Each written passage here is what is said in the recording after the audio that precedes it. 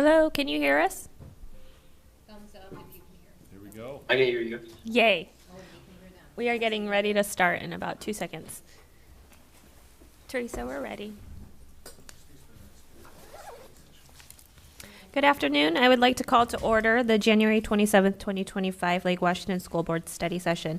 Let the record reflect that all school board members are present, and we have got two of our student representatives with us here this afternoon. Tonight's topic is an enrollment update with special guest, Flow Analytics here. Dr. Holman?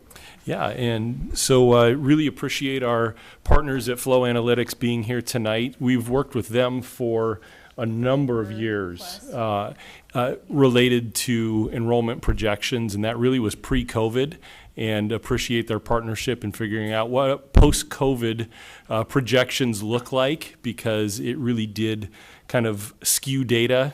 We don't have the trends that we previously had, and so appreciate their work with us.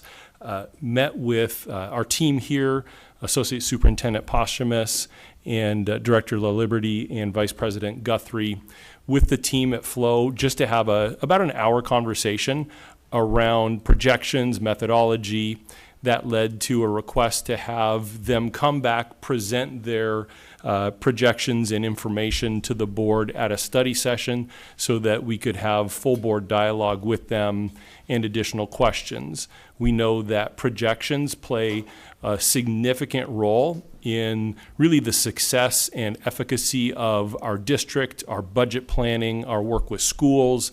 And so the work that our partners at Flow do with us and for us truly does set the stage for success for our students and all the work that goes into it. And so with that, I'll hand it over to Associate Superintendent Posthumus, as we also have a new partner to introduce tonight. Yeah, great. I want to introduce Melissa DeVita, who is our Interim Director of Financial Services. So she started 3 weeks ago, I think, and so we're excited to have her here. Melissa's department has oversight to enrollment projections, and so while Melissa didn't specifically work with Flow on this particular projection, again, we are, her department will be using the data as it goes forward to develop the budget. And so I want to also introduce our Flow Analytic partners. Again, John talked, they've been doing our forecast for pre-COVID, since pre-COVID. They've also helped us with our boundary processes. So Kent Martin is here. He's the Director of Data Analytics Services. He also facilitated our boundary process. Kent well, you can tell us details, but you've been with Flow, but prior to that, you've been an administrator in the Spokane area, so well-versed in all things school districts. And then Alex Brosh is our Senior Population Geographer, and Alex is going to provide the presentation tonight, and so he knows our data backwards and forwards, and will be able to, again, walk us through the forecast. So I'm going to turn it over to the two of you, and you can go ahead and share your screen and begin. Thank you.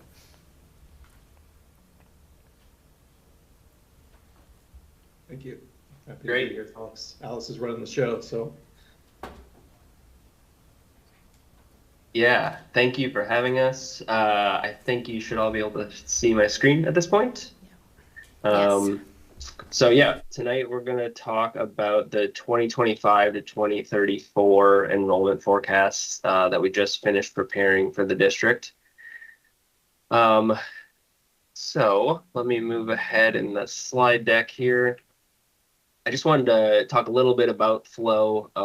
Thanks for those introductions. Kent, feel free to jump in here.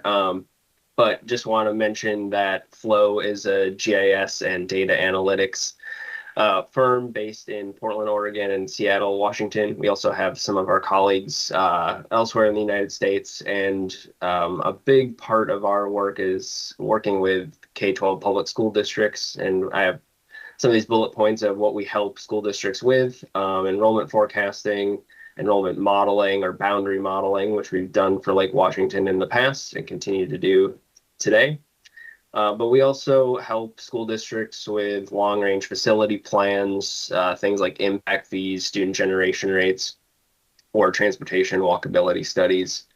And we have a team that are applied demographers, geographers, GIS analysts, which is geographic information systems, so spatial data and mapping.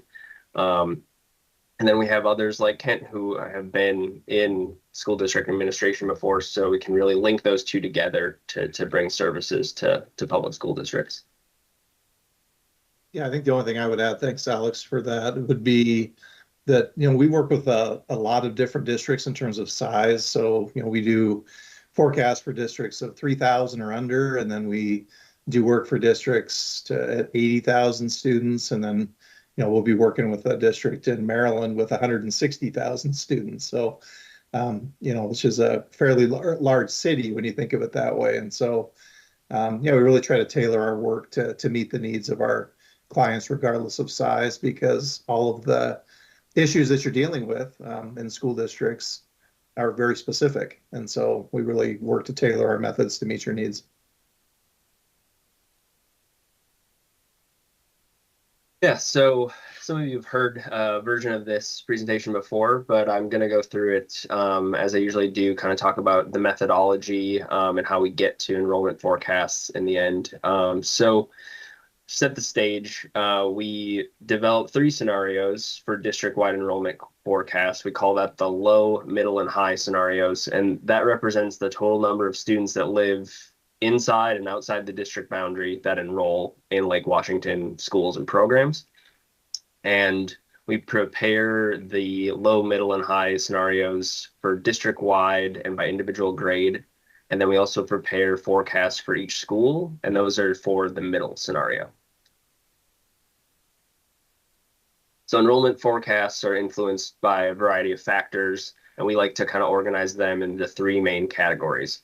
The first is an assessment of historical enrollment. So we analyze historical headcount enrollment by individual grade and school, and we look at the geographic distribution of student residences so that we can understand transfer rates. So for instance, students enrolling from outside the district boundary, or those students that have an intra-district transfer, meaning they enroll in a school other than their neighborhood or resident school based on their attendance area.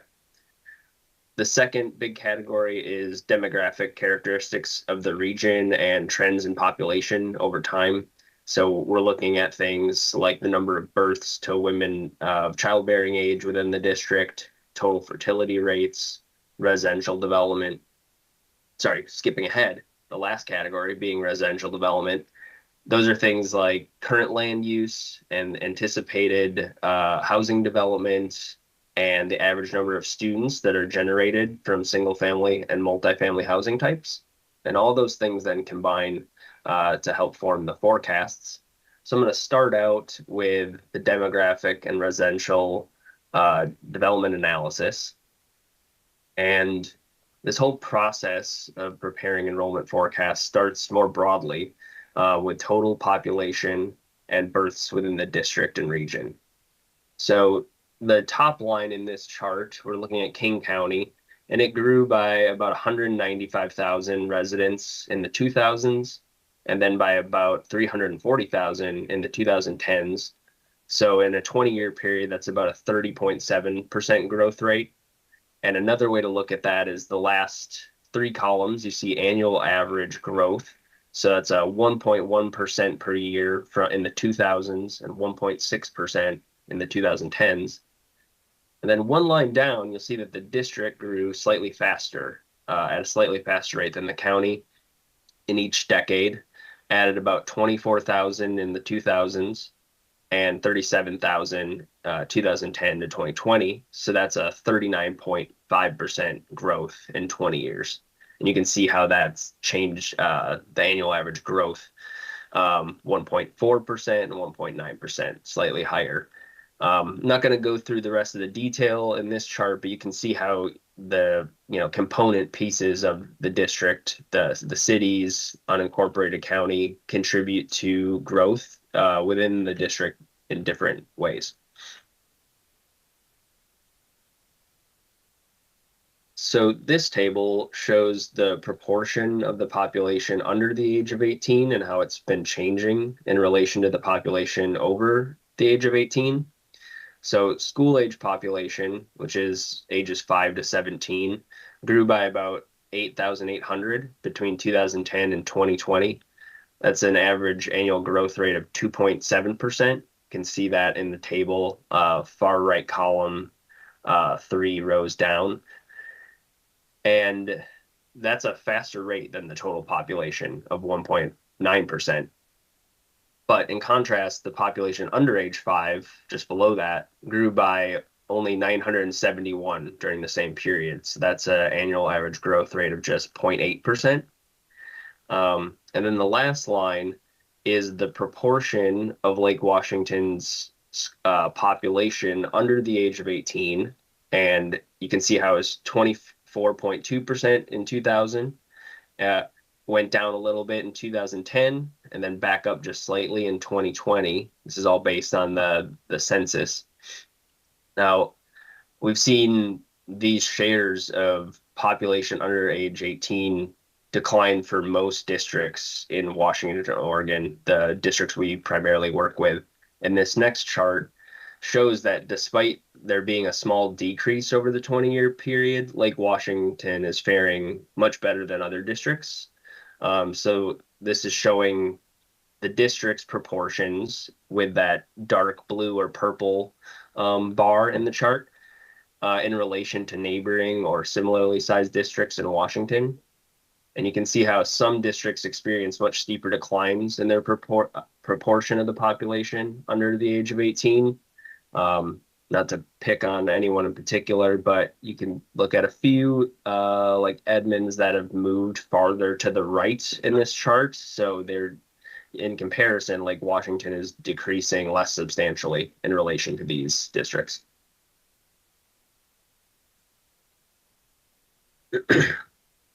Lastly, talking about total population, I just wanted to show that the Washington Office of Financial Management publishes population projections for the county. They have their low, medium, and high that were prepared in December of 2022.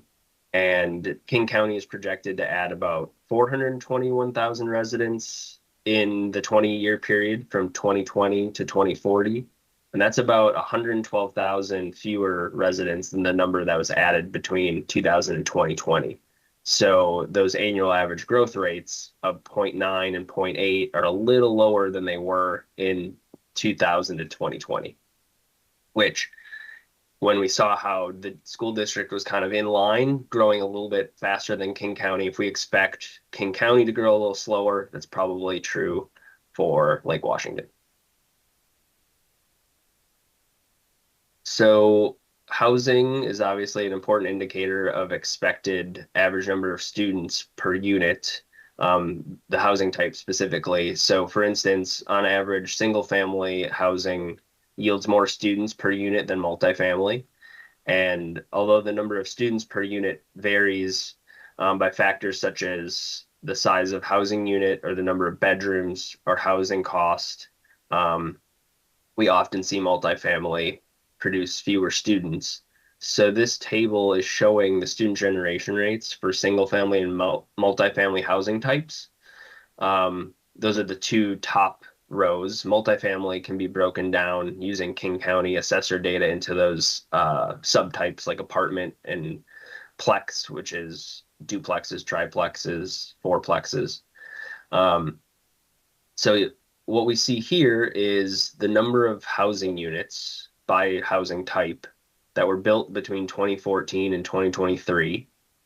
The next set of columns shows the number of students that are living in those housing units. And then the far right 4 columns, SGRs, are student generation rates. And those are showing for K-12 on average, one single family unit will produce 0.615 students. One row below that, a single multifamily unit would produce just 0.092.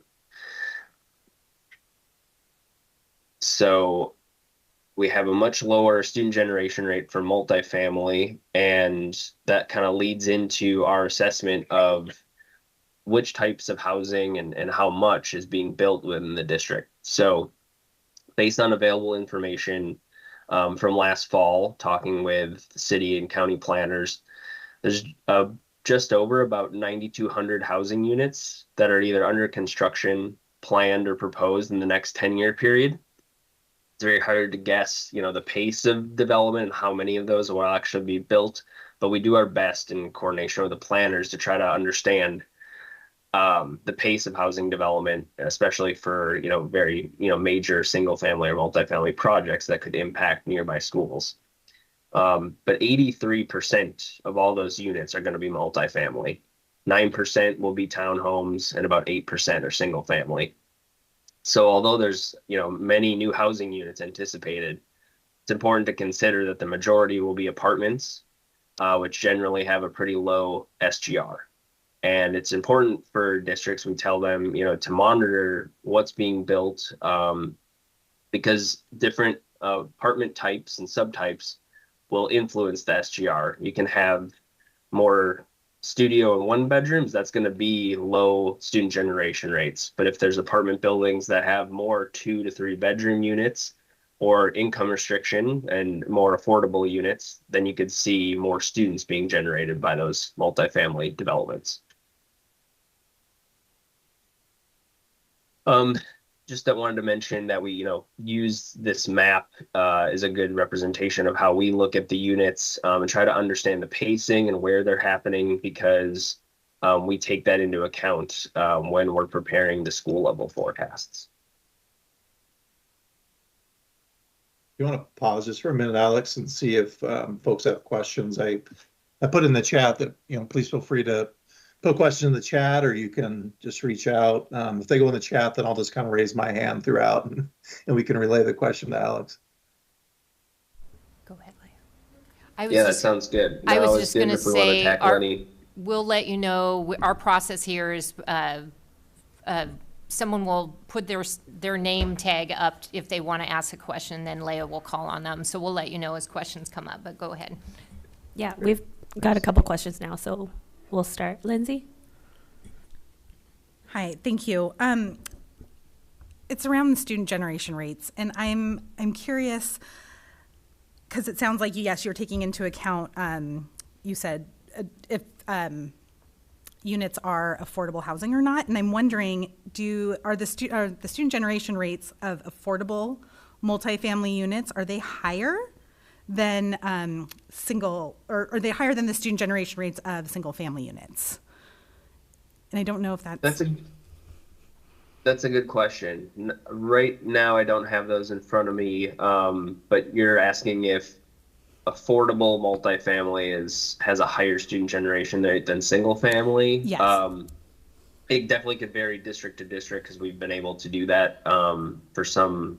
It depends on the input data from the county. Affordability isn't tracked quite as well in King County, but it's something we can look into. I would say because single family in Lake Washington is fairly high at 0.6, it's unlikely that the multifamily affordable would reach that, but it would certainly be higher than the general apartment and multifamily SGR. Can I ask a follow-up? Is that okay? Thank you.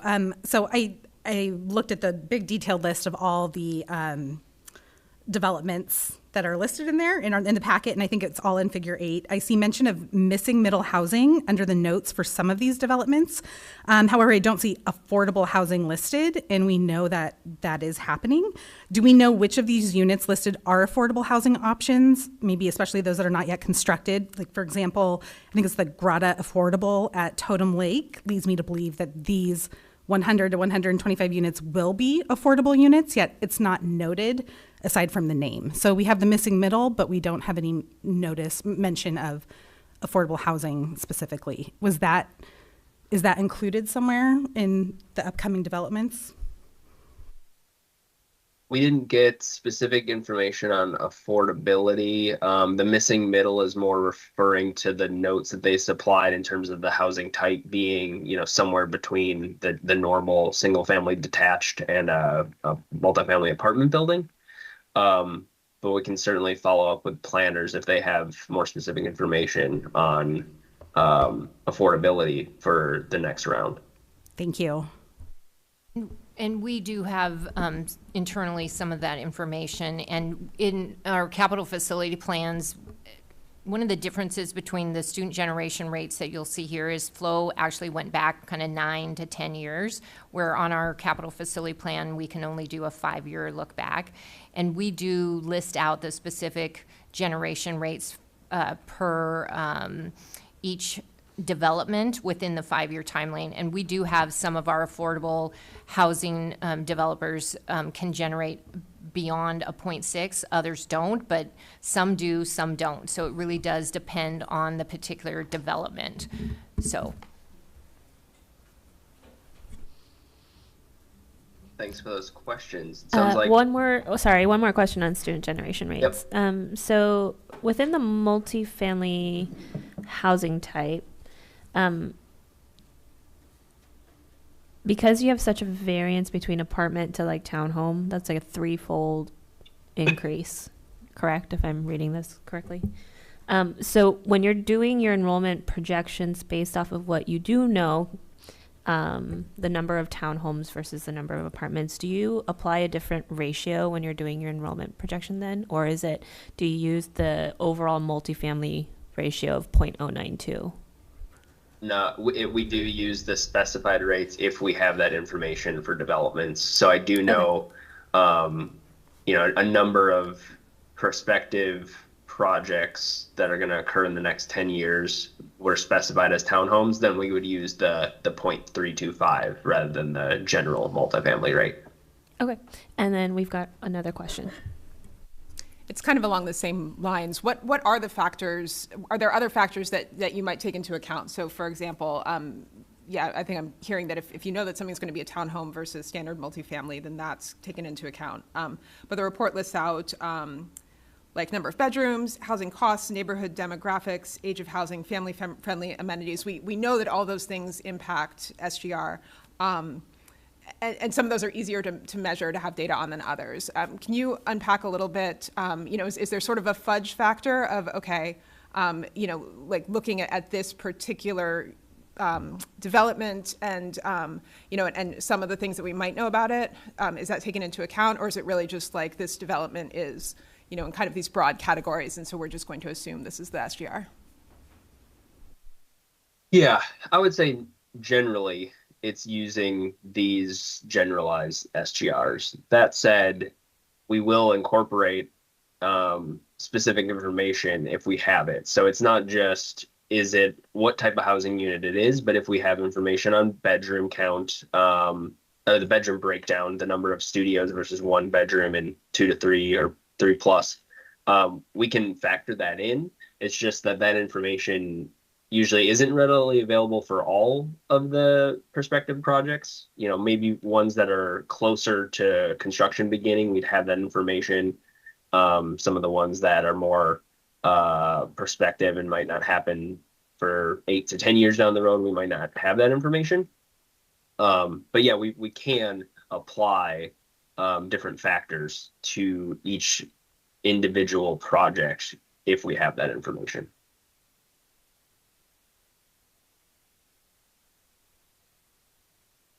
No more questions if you want to continue. Thank you.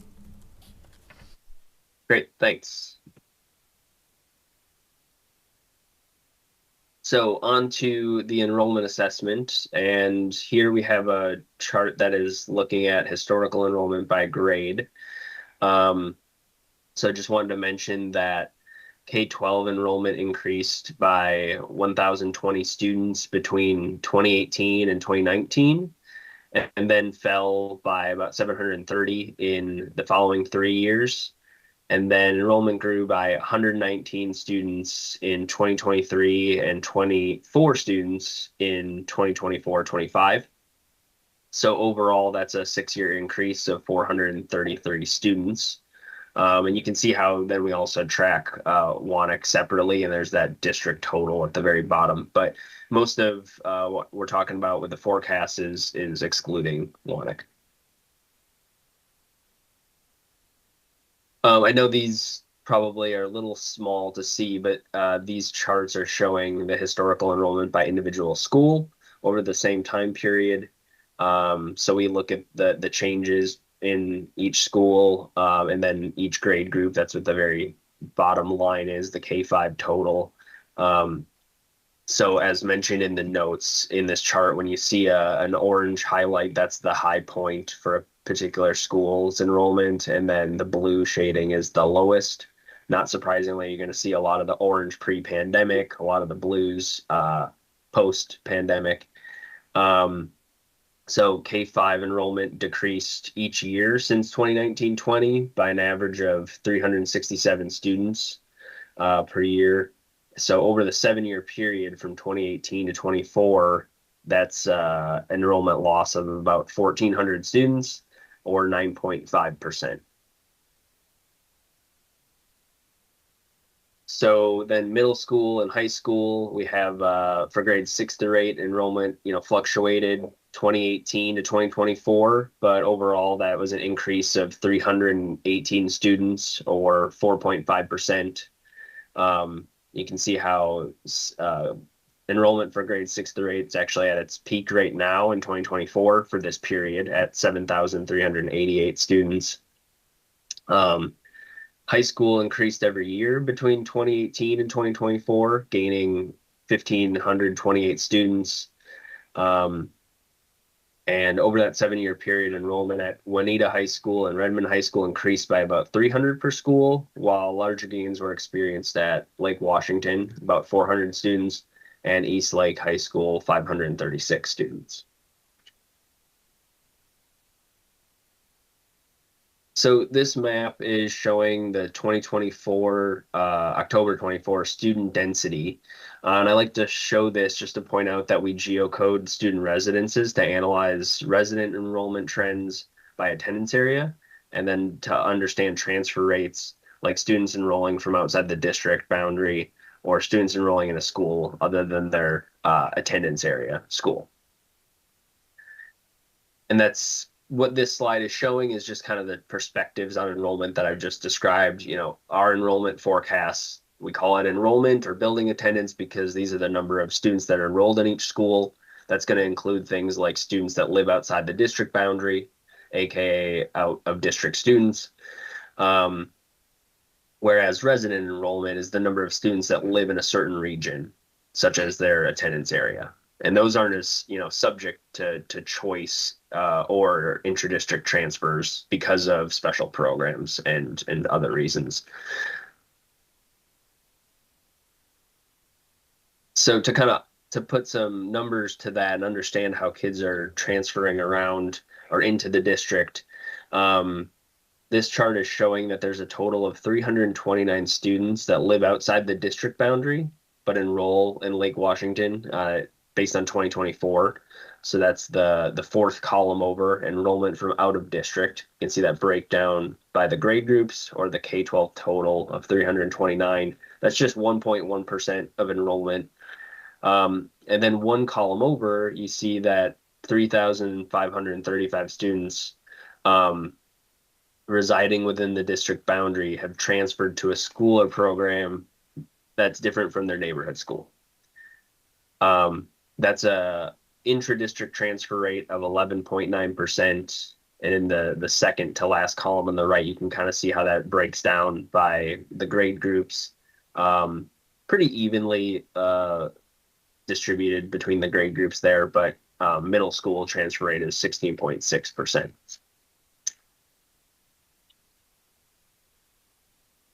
Here's another way to look at that information specifically. I picked out the high school residence attendance matrix, as we call it, so we can look at how students are moving between the high schools or to other high school program offerings.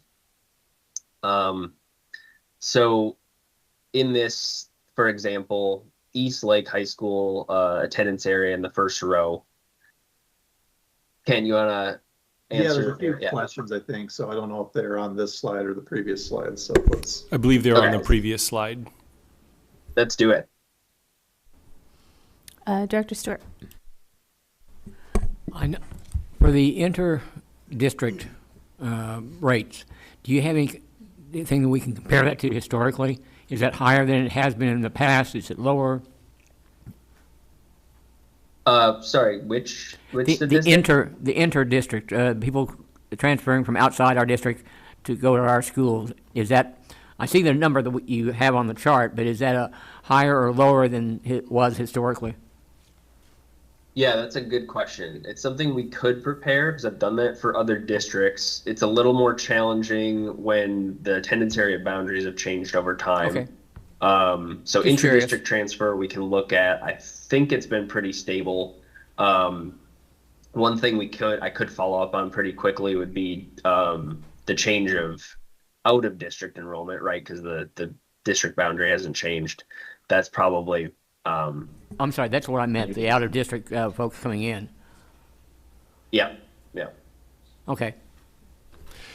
And Alex, my guess is our intra-district transfer rate has actually increased because as we've had more schools with available capacity, we've been able to open more schools to what we call variances. And so I would anticipate those rates are relatively high. I believe you also consider our choice school enrollment in the intra-district transfer rate. Is that correct? Yes. Okay. That's true. And so anytime a student attends a choice school that's not at their neighborhood school, that's represented in those data as well. And That's correct. our out-of-district transfer rate, I would also presume, has increased over the last few years because as we've had more available capacity, we've opened up what we call in the state of Washington choice transfers, which is where a non-resident student to your district applies to go to a different district. Director Yoga. Thank you. That was going to be my clarification if this included choice schools, but I also want to ask if it includes full-time Quest as well for schools that don't have that. Or would there be any other programs that would be included in there that we're not thinking about? Full-time Quest, the only special education programs that would be represented here would be probably middle school transition programs because we don't have a intervention center for sure. We just have a couple of those in the district. And if we don't have a transition center at any of our middle schools and a student receives that service, that would be included here as well. And I have last year's report in front of me. It was the out-of-district rate overall for the district was 0.9%, so it's 1.1 this year. So it has increased slightly, and the majority of that was driven at elementary, which is where we have capacity. Do you also have transfer rates from our district out of our district? We do not. Yeah, that's maybe something that your team could be better equipped to answer. But yeah, from our perspective, we're looking at headcount enrollment from October. So we're only tracking the students that are enrolled at Lake Washington, not all the students that live within the district boundary. I would say that's always a tough one, I think, for district leaders to answer because even though there's protocol, in the state for ensuring that kids are receiving education, a lot of times you may get kids that move in or families that move into your district that you never hear about. And they just go directly to a private school or an online school or homeschool, and you wouldn't even know they're in the district necessarily.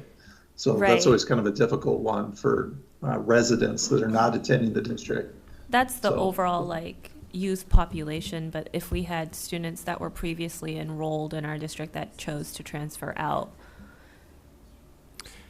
Yeah, that's something that could be looked at if it's provided by the district. Yeah, one of the things that the board has expressed an interest in is thinking about some of our enrollment and those aspects as part of their monitoring. We'll be discussing that at a future study session. But one of the questions that was asked is that exact question around how many students choice transfer in and choice transfer out. And right now, there's not a singular data system that tracks choice transfers, because you can do it online, but you can also complete a paper copy of it. And so like these are things that as we know it has impact down to the individual school.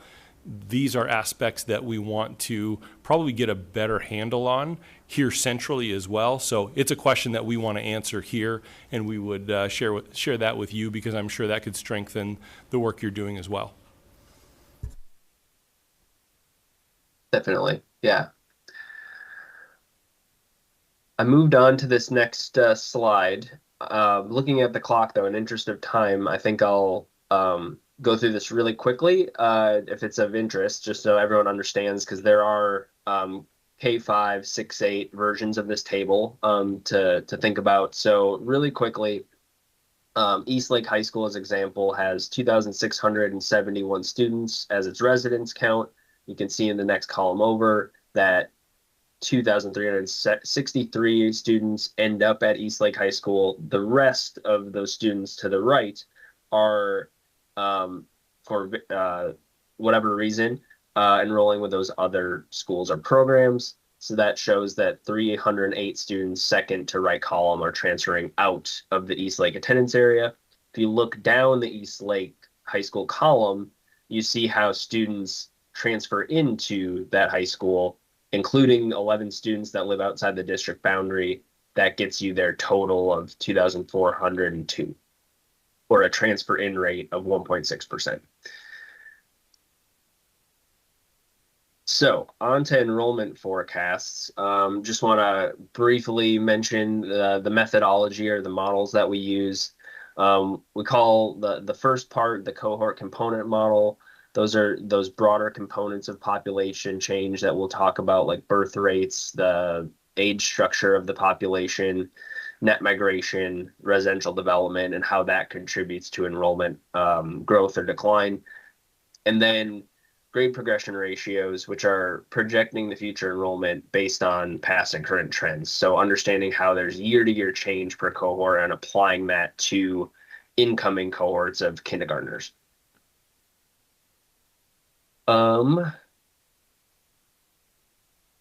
So before we walk through all the factors that contribute to the enrollment forecast, I just want to look at how our forecasts from last year have performed compared to actual enrollment in 2024.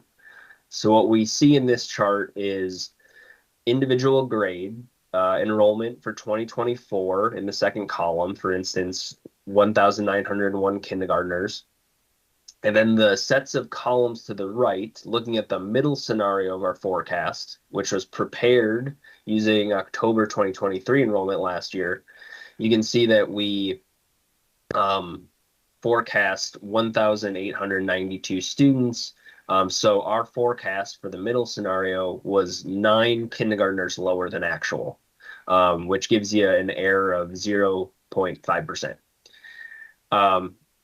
That's pretty good. We are aiming for 1% or plus or minus 1% district-wide, and if we can achieve that per grade, that's great. You can see how sometimes we don't hit that mark. First grade, for instance, was actually much lower than any of our forecast scenarios, and I'll get to why that is, or we can see how that played out in grade progression ratios. There's normally a lot of first graders added to that cohort moving from kindergarten to first grade, and that didn't happen in 2024. So that kind of affects some of our assumptions, and I can talk a little bit later about how this review of the enrollment forecast accuracy helps us tweak some of our assumptions for this year's round of forecasts. Real quick, just the K-12 line near the bottom of this table in bold, you can see how this year's actual enrollment, 30,039, was just 135 higher than our middle scenario forecast of 29,904. So we were low by 0.4%. So yeah, pretty happy with that, particularly because of the kindergarten. That's a very the hardest grade to predict, because we don't have as stable of there's no grade progression ratio to look at. There's the birth to kindergarten ratio, which we'll see in the next slide. And then looking at by grade group, K through 5, 6 through 8, also both error rates were less than 1%. And then 9 through 12, you can see how the 9th, 10th, and 12th grade forecasts were a little bit out of our range for the scenarios, but still just at 1.3%. So there's a lot to unpack in this chart, births in kindergarten, but the number of students enrolled in a district are largely influenced by the number of school-age children that reside in the district. So we use population projections of childbearing age women that reside within the district and birth rates to try to forecast the number of anticipated births in future years. So in this chart, births are shown in alignment with kindergarten cohorts. So that means like births occurring between September 2010 and August 2011, like the first column, 2,452 births. That aligns with the kindergarten cohort in 2016-17 of 2,328 kindergartners.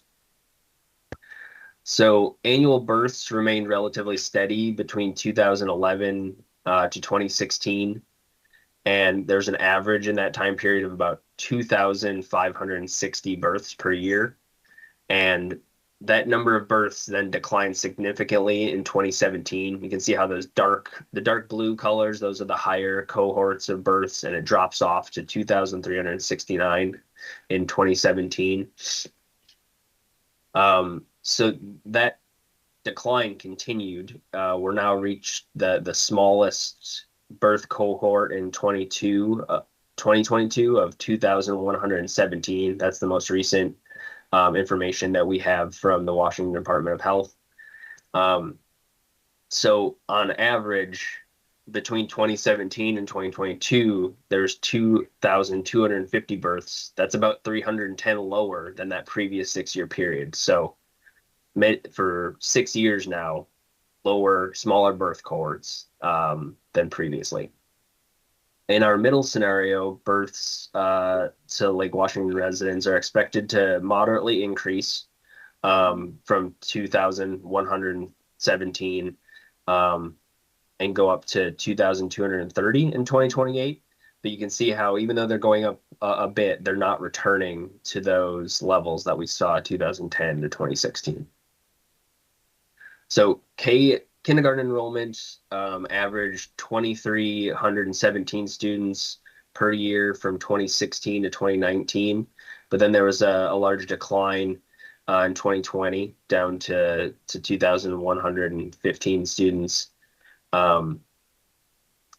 And K classes have remained smaller than the pre-pandemic cohorts. They're averaging just 2,015 students per year between 2020 and 2024. And then what I want to discuss here is that last line item, ratio to births. That's the link between births and kindergarten. We call that the K to birth ratio. And it's representative of a combination of net migration between birth and age 5 and the share of 5-year-old residents that enroll in Lake Washington kindergarten classes, which we'll sometimes call a capture rate. So, for instance, if you compare 2024 kindergarten enrollment with the 2018 births, you can see that there's a ratio of 0.82.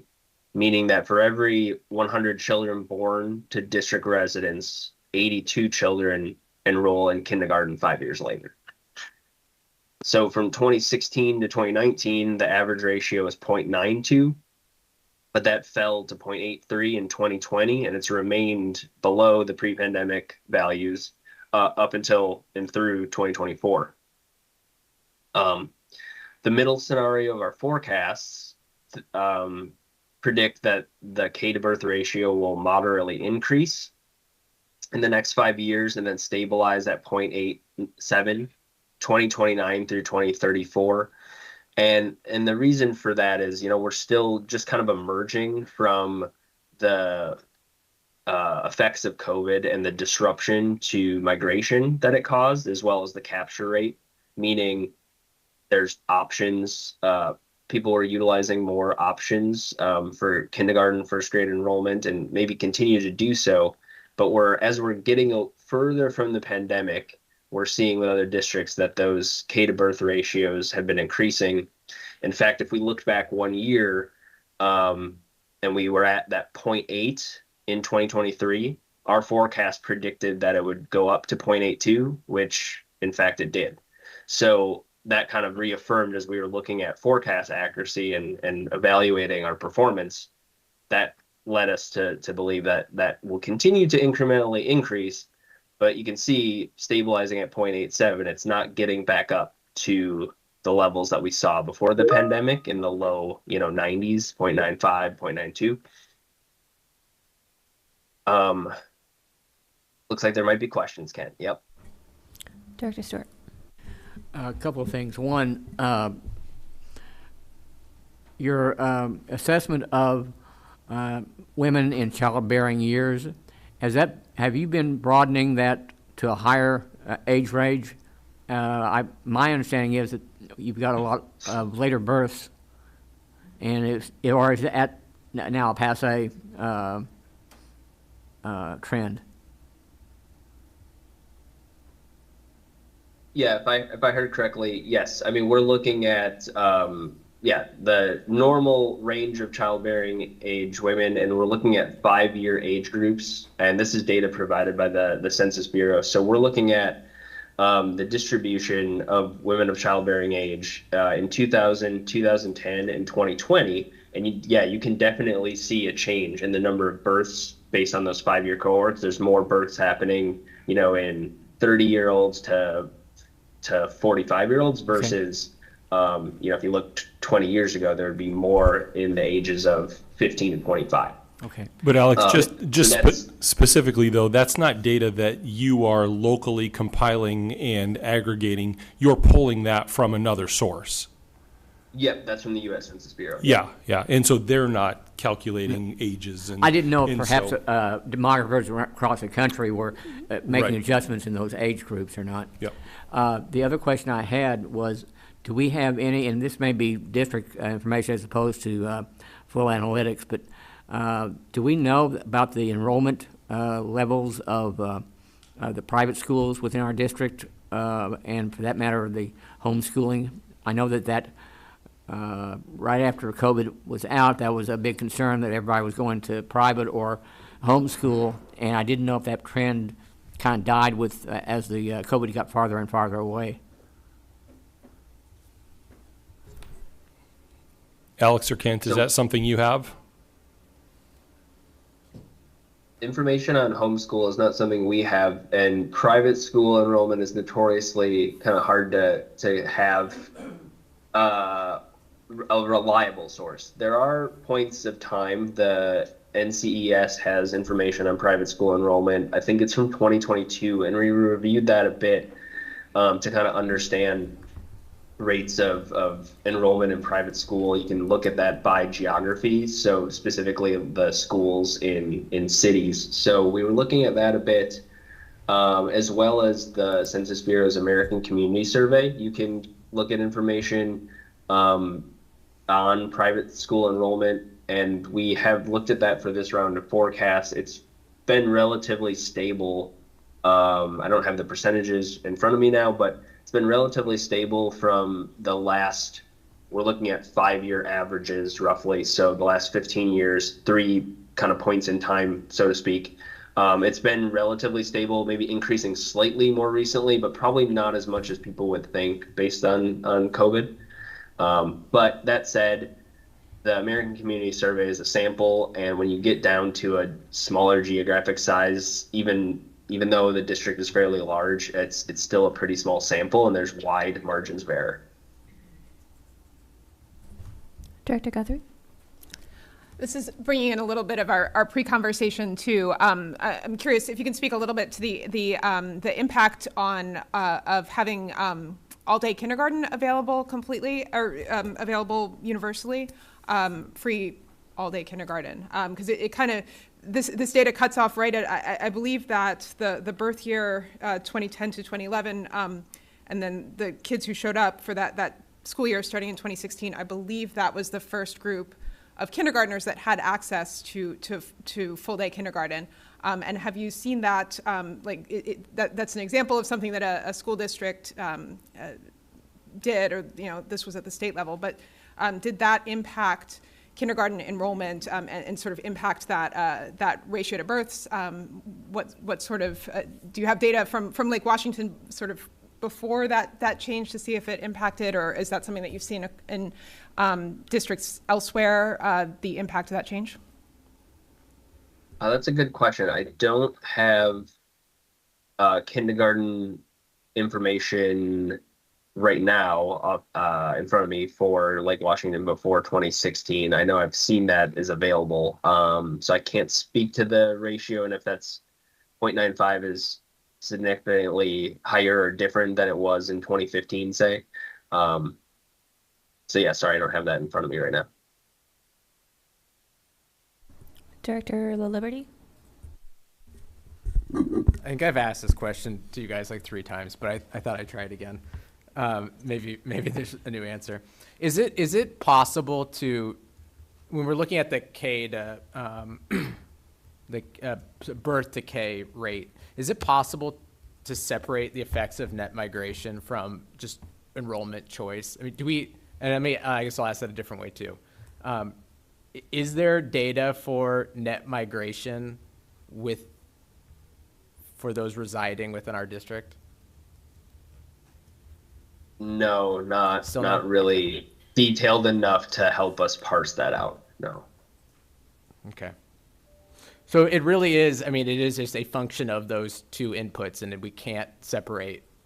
Looking at the data, there's no way to pick apart what is family choice in terms of those who continue to be residing within the district boundaries, and what is family choice for those who choose to move outside of the district boundaries after they have kids.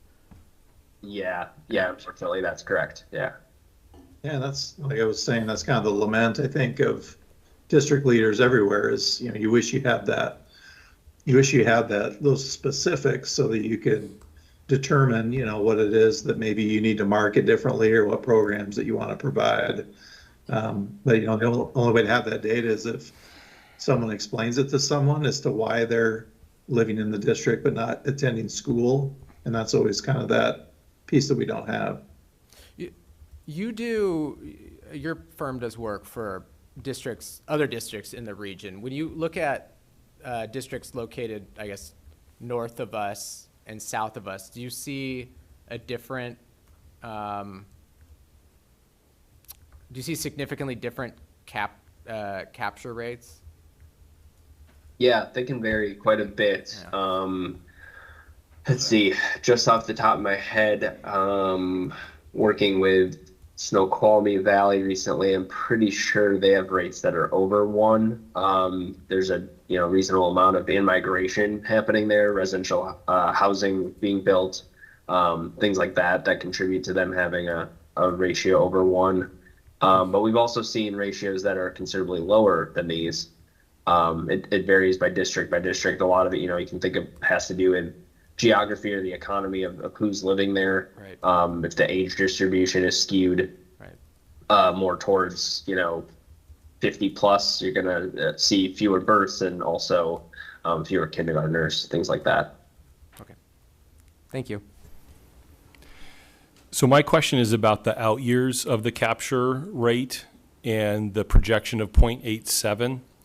And can you talk about kind of how you landed there and why that increases to 0.87 and what data would cause you to change that if in the next couple of years?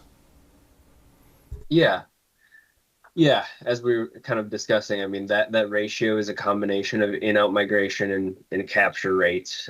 So how many of those births are the students, potential students, are choosing to be at Lake Washington or elsewhere. And as we're emerging from, the COVID years and the disruption of COVID on those factors, we just think that it's going to become more of what it was like pre-pandemic, but never reaching quite to that level, because we just know that there's that level of choice is still available. People are using that more. So we're not getting it back up to 0.95 or 0.93. And then one reason that it's continuing to kind of increase a little bit, especially in the next few years, is because we've seen that happen now from 2022 to 2023. Our forecast for 2024 was 0.82, and that's what came to pass. So that's been contributing to us thinking that this trend will continue. Why stopping at 0.87 in particular? That just has to do with looking at some of the recent averages and thinking, as I mentioned, not getting up to pre-pandemic levels per se, but also being above what we've seen from 2020 to 2024. So these are something that we will change and evaluate year to year.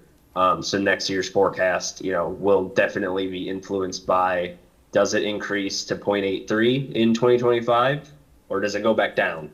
If it went back down to lower than 0.82, that would definitely influence our forecast for the future years. Great, thank you. Just as I'm thinking about, let's just say it's 2% over year, that changes things in the out years significantly. So thank you, I appreciate that. Yep.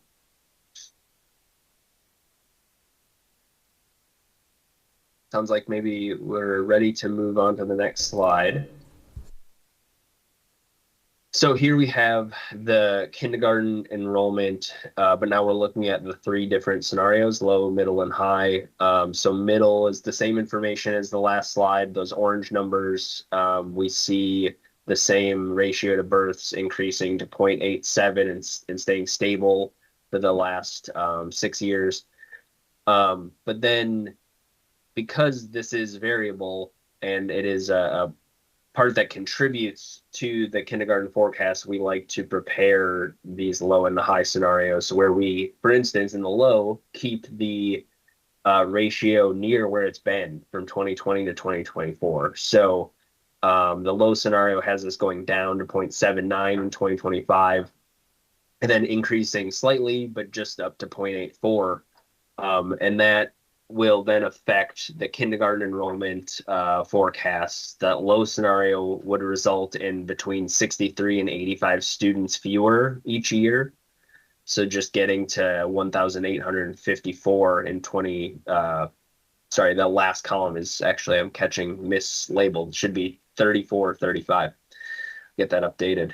And then the high scenario is predicting it jump up to 0.86 next year, increasing to about stabilization at 0.89.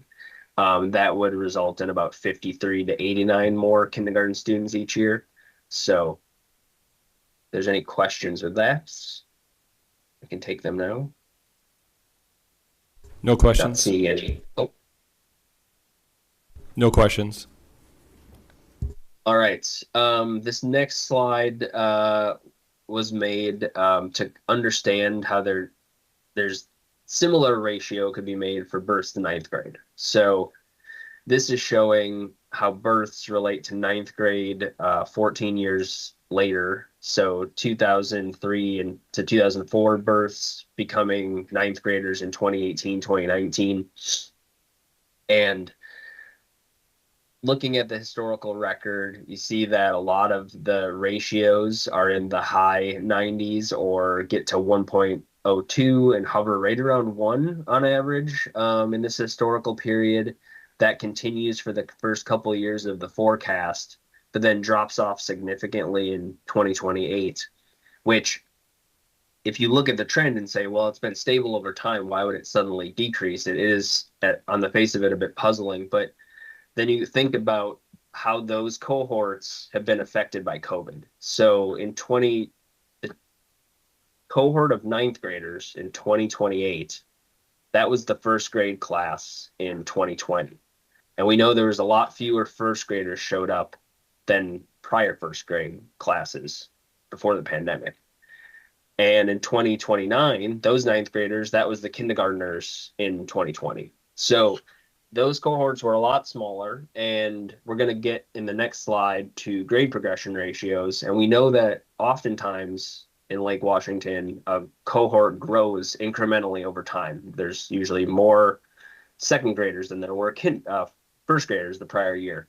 But those small increases that happen year to year aren't getting us back to a large ninth grade class for 2028 and beyond. So that's why that ratio kind of has that sudden drop.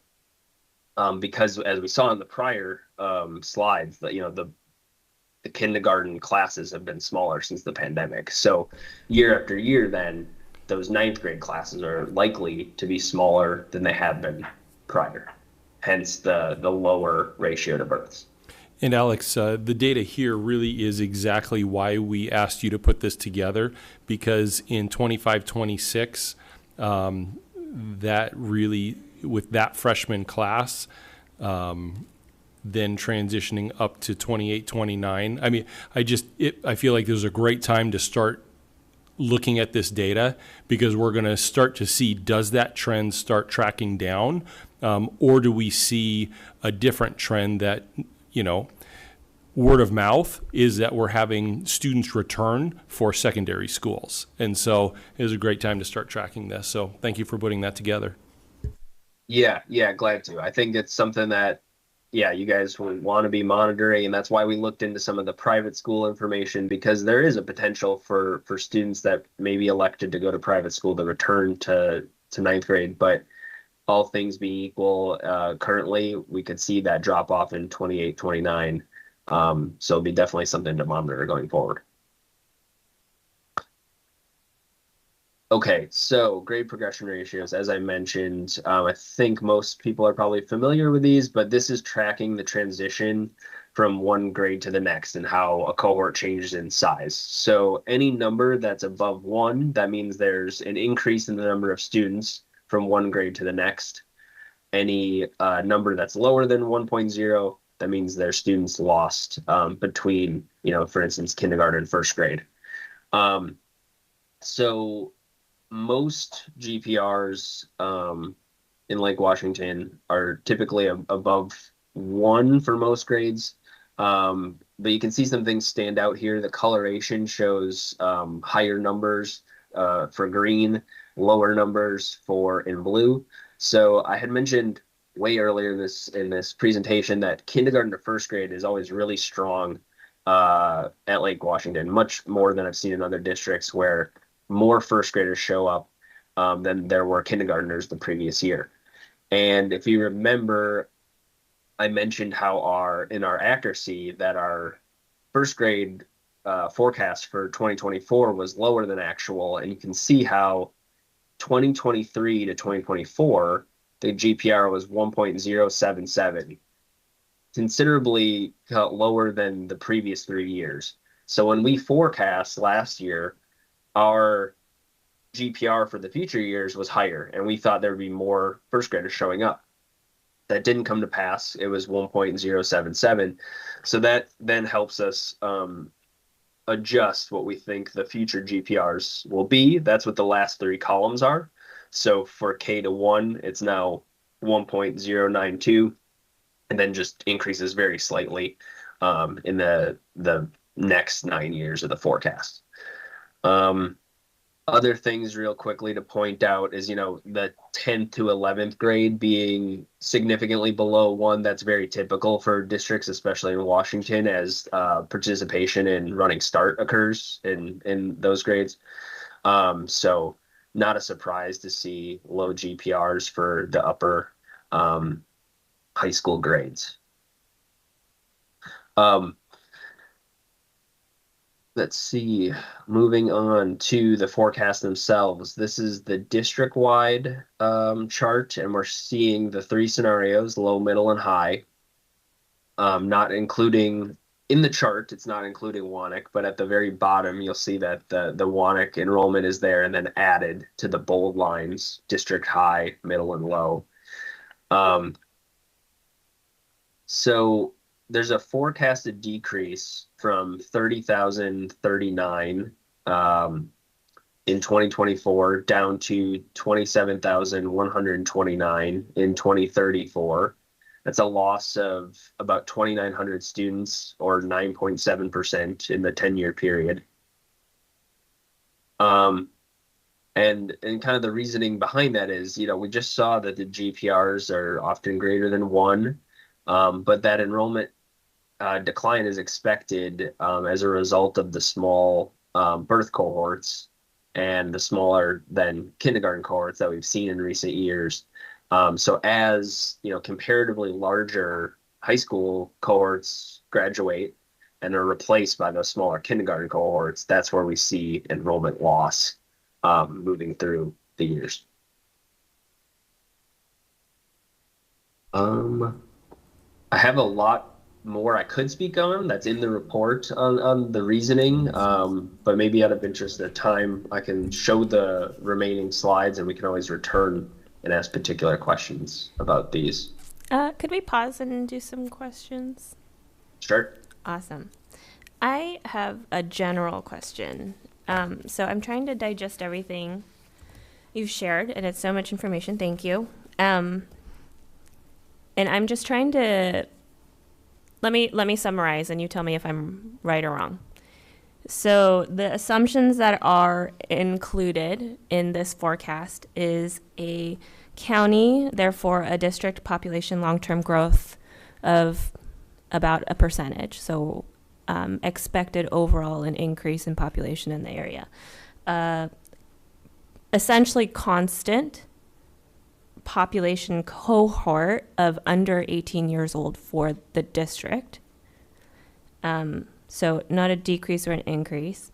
An overall declining birth rate, but expected to go up further out. And then an assumption of a permanent loss of students from the COVID years. We're not expecting them to come back because we're projecting out that we're going to continue to have that kind of small cohort of those 4 or 5 years. Based off of those assumptions, I don't see the decrease in overall enrollment that is projected here. So wondering if you could explain what I'm missing.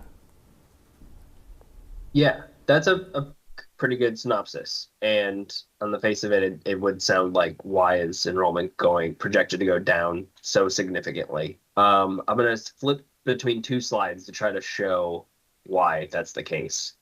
Back to births and kindergarten, we see from 2017 to 2022 how small those birth cohorts have become comparatively to the prior 6 years. We're looking at, I think I mentioned the number, let's see, a couple hundred, less per birth cohort. We also know they're not turning into as many kindergartners as they had in the past. So it's kind of a two-pronged effect there. You have less births and you have less kindergartners showing up for reasons that we can't quite parse out. Is that the families moving out of the district and enrolling elsewhere, or choosing homeschool private school options? Yes, the births are forecast to go up slightly, but you can see how those numbers are still quite small compared to what they were 2010 to 2016. So we're having much smaller kindergarten cohorts. And if I move ahead to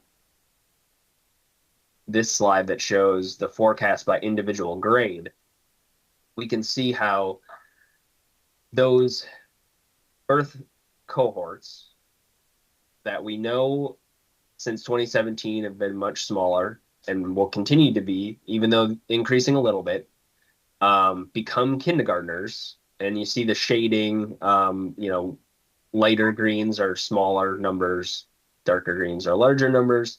Those kindergarten classes of, in the 1900s and 1800s that are going to continue throughout the forecast period based on births that have happened already, in the first 5 years of this forecast, and are projected to continue in the future, they move through the grades. And yes, grade progression ratios for a lot of grades are slightly over 1, but that's incrementally increasing each year. You can kind of see that in the numbers as you move diagonally down, from first grade in 2025 of 2,075 to a second grade class of 2,122 in 2026. You can see that happening. But at the same time, if you look at the bottom of the table, bottom left generally, and you have a lot of those dark green large classes in recent years, and as they move through and they graduate and are replaced by much smaller kindergarten classes, that's where we get the loss happening. So unless suddenly more kindergartners show up, it's very unlikely that there could be larger class sizes, that would be replacing the classes that are graduating in years to come. So I guess I'm confused about the data around the percentage of the population that is under 18. Because that forecast is, or I guess looking back, it's been very consistent regardless of what the birth rate is doing. Yep. Let me getting back to that really quick. Yeah. Yeah. So I guess my question is how do you weigh the different assumptions when they're contradictory in your enrollment projections? Well, before I get to that, I'll just show on this chart that the one thing that's kind of hidden here is we're seeing, growth, a high annual average growth rate for ages 5 to 17. But then I mentioned how under age 5 is now only at 0.8% for 2010 to 2020, which is less than, half of what it was 2000 to 2010 at 2%. That's kind of when you get into the details of looking at the Census Bureau information. If we take 2000, 2010, and 2020 population by 5-year age groups, and we're forming a forecast for 2030 for those same groups, we are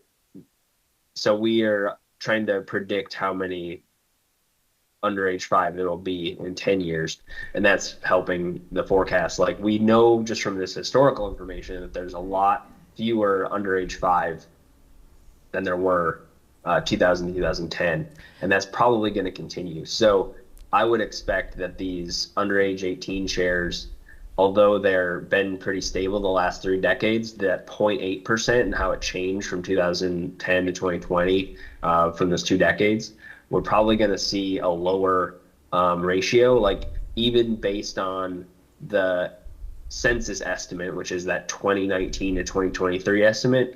I didn't mention it before because it's a sample, but that's estimating that the underage 18 share is actually down to 23.0%. And I know it's not a big decrease, but the trend is downward. And that's what we're seeing in what we are seeing in the total population. But the overall population, total people in the area is projected to go up. So you're saying that we're going to continue to just have older, people who are not having kids. That's happening, across the country, yeah. New homes. And that's the assumption that you're going with. Yeah, that's what we're seeing across the country. Birth rates are down significantly, and they're just this chart is kind of astounding to me, of having 2,600 births and now we're down to 2,100 in just 7 years. So it hasn't been going up, and I know, there's a lot of residential development, but people are making different choices than they did 10 years prior, and we're not seeing as many children.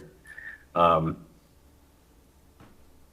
that's going to take time. Like, that's already happening for 2017 through 2023. So, like, even if we had a more optimistic outlook for 2023 to 2028 for the births, we'd still see a period of 6 years where the cohorts are significantly smaller and would be a drag on K through 12 enrollment.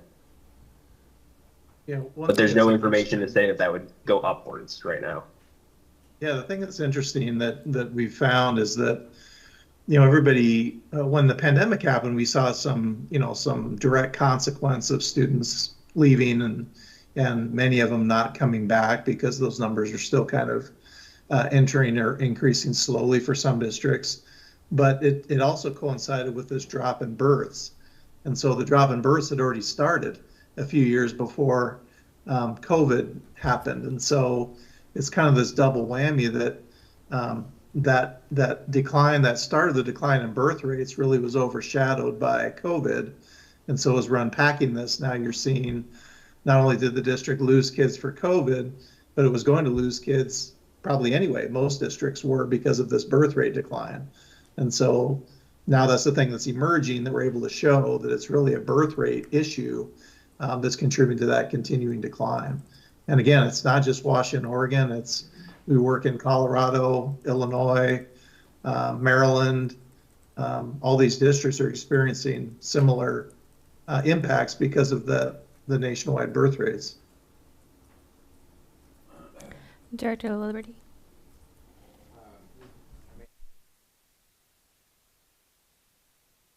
I'll just ask it. So, Alex, sorry if you already answered this. Great.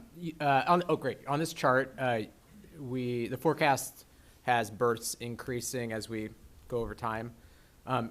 Is the birth rate increasing as we go over time, or is the birth rate staying the same, but the population is growing? The population of whatever. It's more the latter, what you Okay. said, which is, yes, we've come up with looking at 2000 to 2020 census information, total population by 5-year age groups. We've forecasted 2030 population for women of childbearing age. That we know is probably going to increase, similar to, how the Office of Financial Management predicted continued population increase in the county. Birth rate itself remains pretty much the same as 2020 in our forecasts. So not going up significantly, but the births will go up because the population is going up.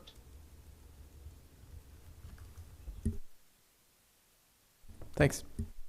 I'll skip back ahead to where we were. You guys let me know. I'm available as long as you need me. So I'll just talk about a couple of these slides. We were talking about the district-wide decline. I have charts in the report and in this presentation that break it down by grade group. So here we're looking at K to 5 in that orange line, 6 to 8 in the purple, and 9 to 12 in the 9th to 12th grade. A lot of the decline in the forecast is due to K through 5, which I've already alluded to in the individual grades. It's because of the smaller cohorts that are entering kindergarten, progressing through the grades. We're going to see, 9 through 12 enrollment actually continue to increase in the next few years because there's still large cohorts in preceding grades that are going to move into high school over time. So we do think that there's going to be some increase there, but then it starts tailing off in the latter 5 years of the period. And then 6 through 8 enrollment, remains pretty flat the next 5 years, but then starts to decline as those K through 5 small cohorts move up into middle school. I can breeze through these pretty quickly too, since they're in the report, but we take the grade group forecast and also have the low and high scenarios for them as well. So that's what we're showing here is 2024 enrollment. For instance, for K through 5, 13,539, and then what the low, middle, and high scenarios are for 2025, and then the 5-year mark of 2029 and the 10-year mark of 2034.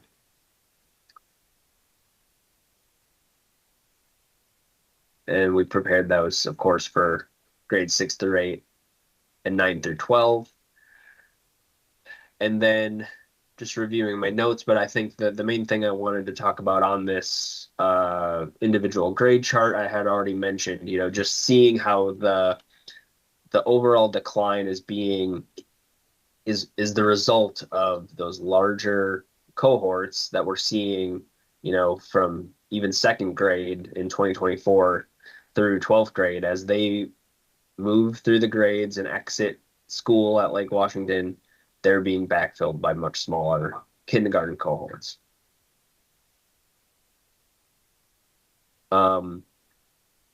Last thing before we get to any more questions that we can dive into is we do prepare, school level forecasts in this slide deck. And in the report, we have it a couple different versions, but here I'm showing it organized by high school attendance area or feeder system.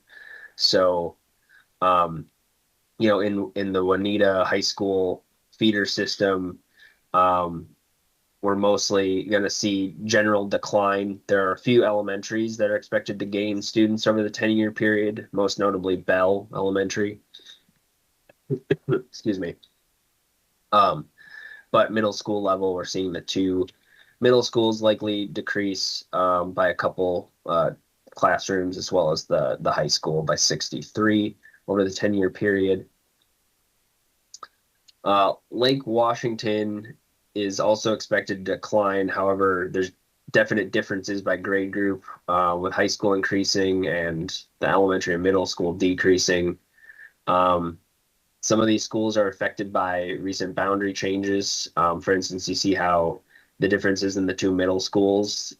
This kind of shows how changes were made, as you know, recently between Kirkland and Rose Hill to try to balance those schools over time, which we think it would be on track to do based on those boundary changes, differing, grade progression ratios, residential development, those sort of things contributing to different growth rates at those 2 middle schools, or rates of decline, I should say.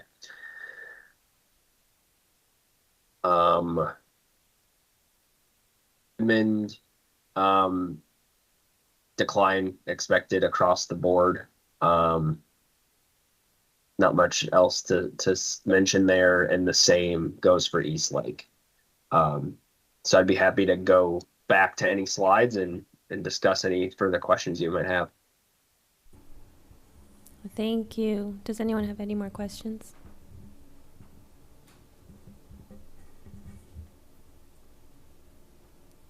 Dr. Holman.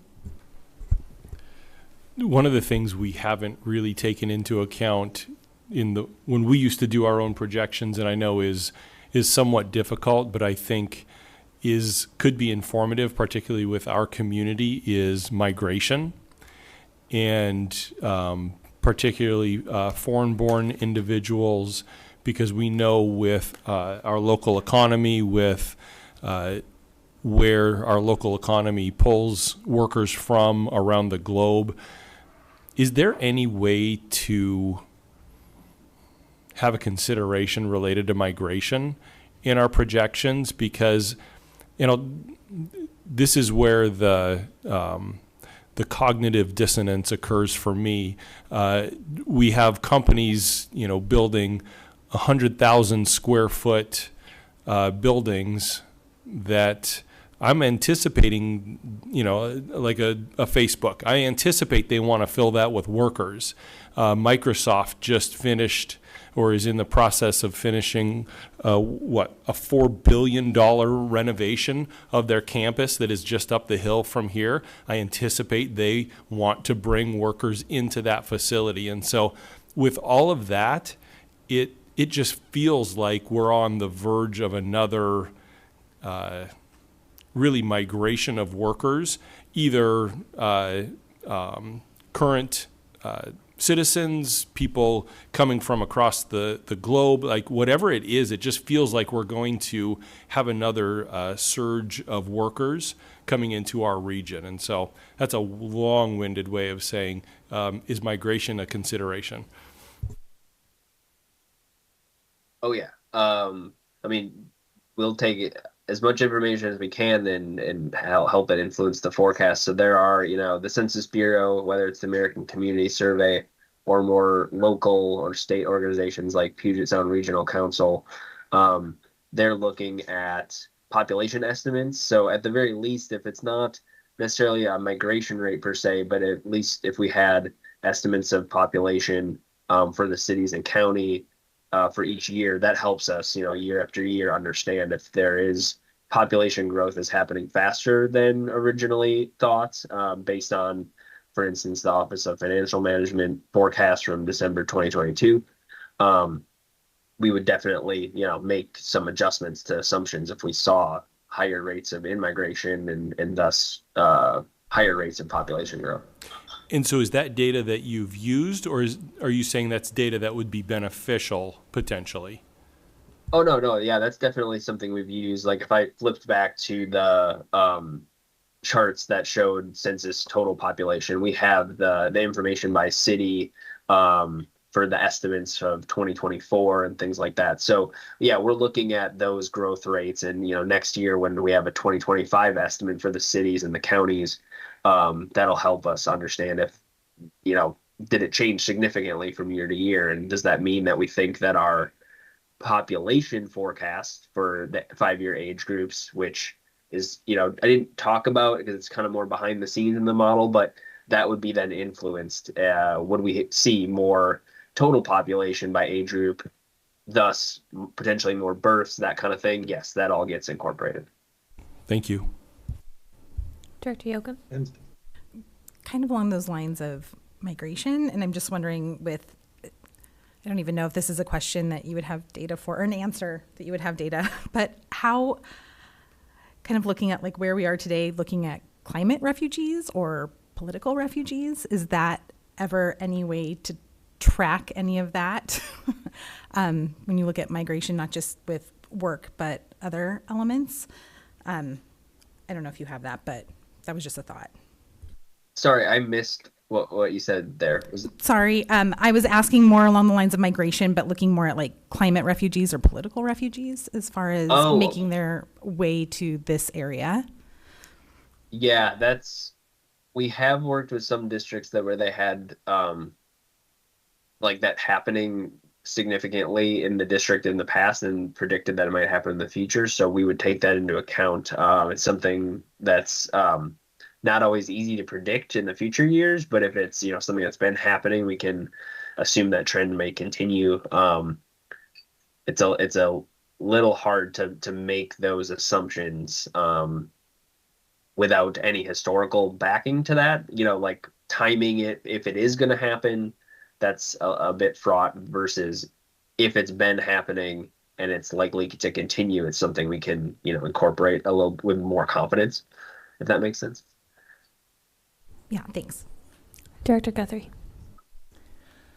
I'm curious, we've been talking about enrollment, and I'm not entirely clear if we're talking about enrollment in terms of human beings or in terms of FTE, and in other words, and they're sort of interesting for two different reasons, right?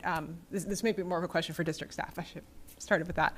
From a building perspective, a student is a student is a student. From a funding perspective, my senior who's in part-time Running Start, she's still a human, one human, most of the time, but she only counts as, I think, 0.2 FTE or something. She's only taking one class at her high school. So I think as I've been looking through all these numbers that we're talking about humans and not FTE, and I just wanted to validate or invalidate that so that we're thinking correctly as a board and sort of switching between some of our different responsibilities in terms of from a budget perspective, I think we're mostly or a lot interested in FTE versus the building part. Right. Thanks for asking that question. I should have clarified better earlier that when we're preparing forecasts, we're using headcount, so not FTE, and that's something that districts usually will convert to if need be for them. So yeah, we're using October headcount, and specifically for forecast for Lake Washington, we're removing then full-time Running Start since they have 0 FTE. But the part-time Running Start are included because even if it is 0.2 FTE, they are included in the headcount numbers.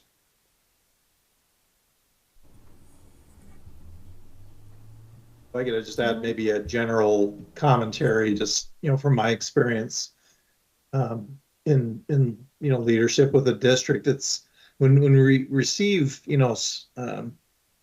forecast reports and we take a look. The one thing that I appreciate Alex and our demographers doing is providing that high, middle, and low, because there certainly are other assumptions that can be made, and the strength of those assumptions goes into the data that produces the forecast. And so, I can remember times where, just depending on certain circumstances that we knew maybe were coming up within the district, some of the things that, as board members you've talked about, including some migrations, perhaps some, industry opening up. And so utilizing that information, one year we might make our decisions based on more the higher forecast, or the lower forecast, or somewhere in between the middle and the high.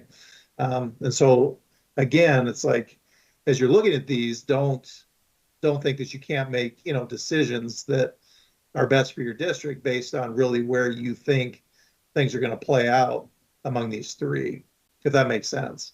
So I think sometimes folks get locked on to the exact number that's provided and not really the process. And if you know something, or through your discussions throughout the year, you see things that maybe don't quite align with that middle scenario, maybe one of those other scenarios might be something you want to follow for certain decisions you make during the year.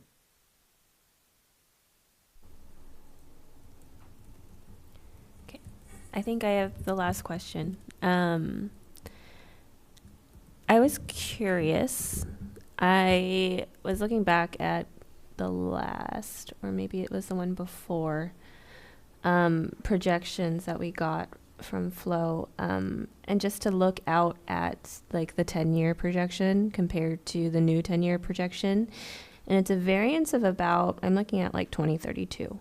At the district middle is about 1,400 students swing that far out, and this is very specific because we are, as a district, going to be having conversations around capacity, specifically at secondary level, and whether or not we need a 5th comprehensive high school in this district.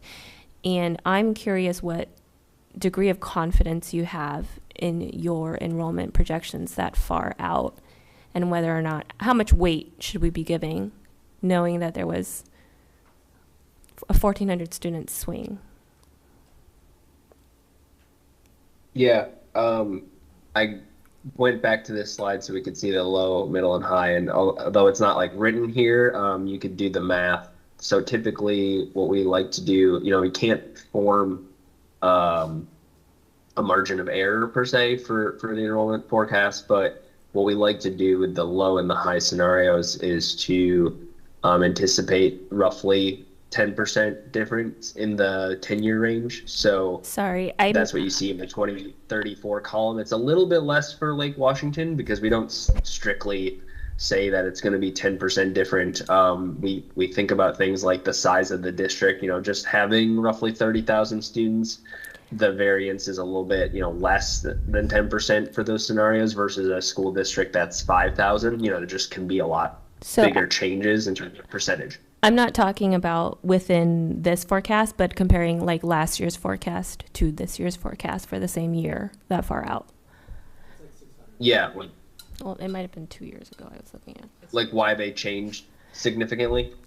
Yeah, and in guidance in terms of how much weight we put on these numbers that far out when the projection sways that much.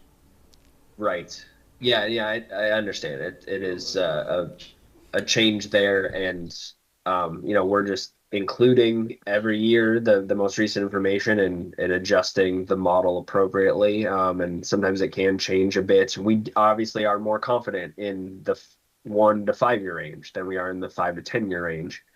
And sometimes districts will ask us to do farther out because of capital facility plans or things like that, but we really like to not go much farther than 10 years in our longer term forecast, because we know that there is we're probably not going to hit 27,129 students exactly, almost surely not.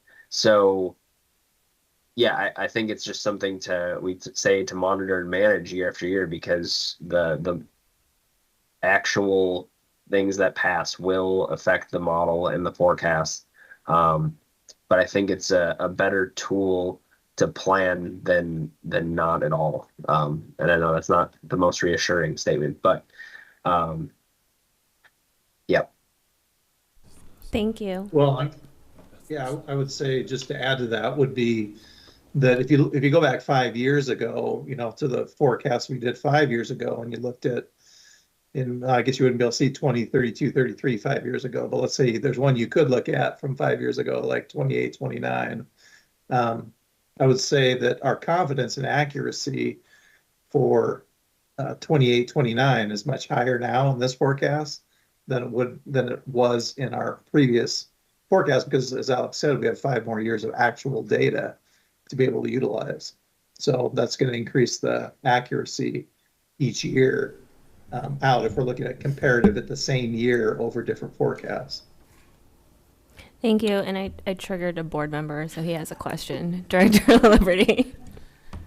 I want to make sure that, since you guys know the numbers better than I do, when we're looking 10 years out and thinking about how many students there will be, we can be, is it right? I think it's right that we could be more confident in the number of like high school students, because we know how many students are born, or how many kids are born right now. We know how many kids are currently enrolled, and we would be less confident in the number of elementary school students, in particular kindergartners. Is that right? Like, the younger the age, the less confident, right? Yeah, that's Something like that? generally true. Yeah, that's kind of what I was mentioning in looking at the accuracy, is that it's nice to see that the kindergarten forecast was below 1%, because that is the hardest to understand, between births and kindergarten. Right. So yeah, you're on the right track there. Like, usually there's more stability once a cohort has been established, and you could look at the grade progression ratios and see how they typically increase or decrease by cohort per year. So yes, generally, to your answer to your question. So Alex and Kent, I believe that concludes our questions related to the data that you presented. This is John, Superintendent, and I just want to thank you both for spending the time tonight, answering some good questions, answering some not so good questions that maybe I offered, but the importance of this data and what it means to us, and we take a lot of pride, and we really value working towards understanding the data because of what it means, all the way down to the classroom level. And so we really appreciate you taking the time to spend it with us, answer all of the questions that we brought to you tonight, and look forward to continuing to partner with you into the future around this work. So with that, we'll wrap up this portion, and I will hand it to President Choi to wrap up our study session. Yes, thank you so much for spending this time with us on a Monday night. We really appreciate it. Since there are no other agenda items, the January 27th, 2025 study session is now adjourned. Sorry, Lindsay. Well, I wanted to ask a question, but I didn't. I feel like it is more directed here. Is that okay? It's not about this. I'm going to. Okay, I'm just curious what happens after you receive this data? Like, how do you take this to do future planning? What else do you look at? I'm just kind of curious that process, how this is used, and then what else is factored into it. Is that okay? Yeah, I'll give a brief answer. We have been doing projections since the dawn of time. We've just started partnering with Flow in the last couple of years. And so Barbara and her team have been doing short and long-term projections, and this really is the start of all of our budget planning, our staffing processes, our look at program placements, and this really does trigger everything we do in terms of planning for next year. And is there anything I didn't say that you would add? Okay.